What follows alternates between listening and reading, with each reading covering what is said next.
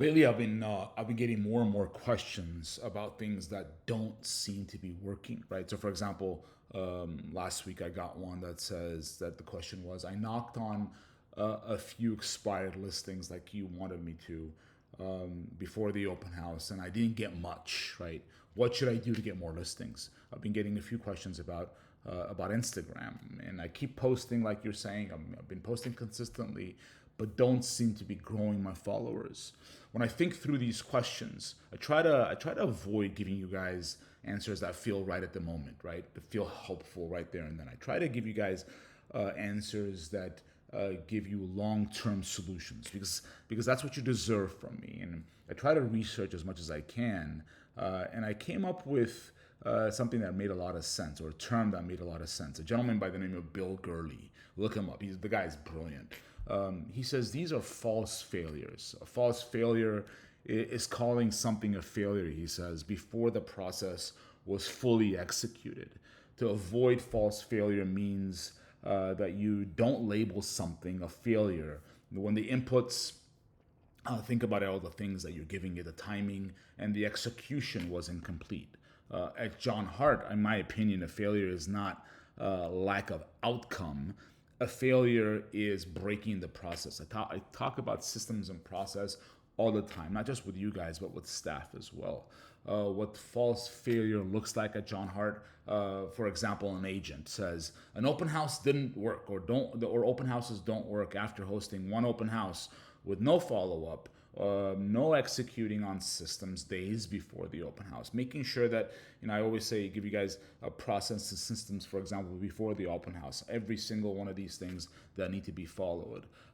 Swarm doesn't work, or CRMs don't work before making sure that every single one of their contacts have addresses, put up on listing alerts, are tagged properly, blogs are done, off markets are done, campaigns are set up. A recruiter says no one is moving firms, right? And then you look at their contacts, and they've called 2 hours out of the 40 that they're supposed to be calling. An agent says buyers aren't buying, rates are too high, without weekly updates, without looking at the data, without education, without giving their buyers, calling enough buyers and talking to them about different financing options.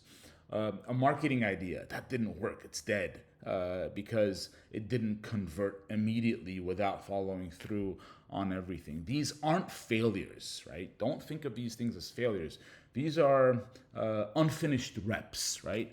What a real failure, in my opinion, at John Hart, or in any company looks like, it's not following the system long enough to let it do the work. Not just giving up, but making sure that it's being followed long enough.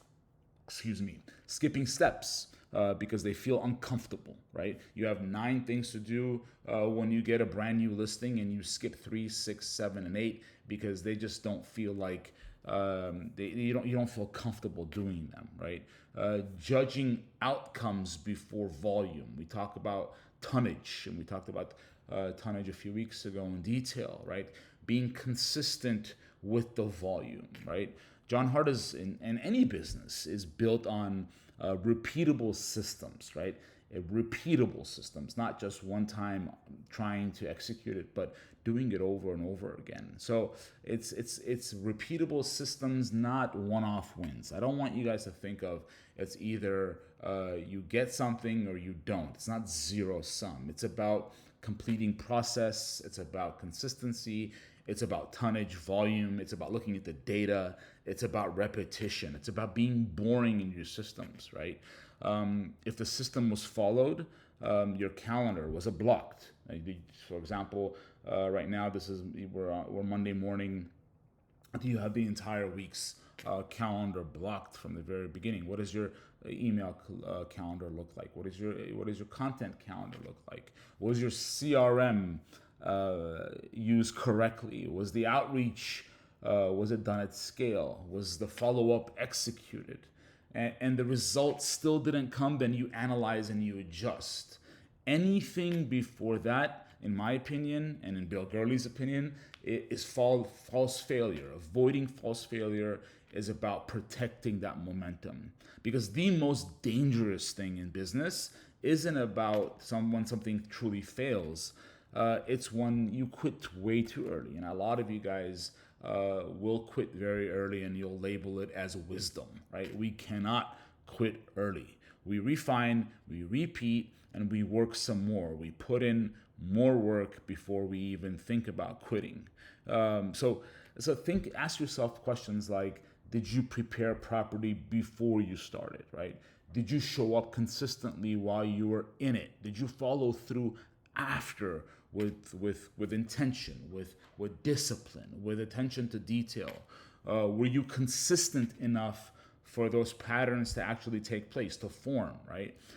Were you obsessive enough for the work to compound? If the answer is no to any of these questions, then it wasn't failure. It was incomplete execution. And incomplete execution, ladies and gentlemen, let's call it a verdict. It doesn't deserve one yet. So before you make up your mind, ask yourself some tough questions. Then if you really truly feel like you put in all the work, you follow through systems long enough, then yes, pivot, move on, and figure out something else. Thank you always. Keep asking questions. I love answering these questions. Cheers.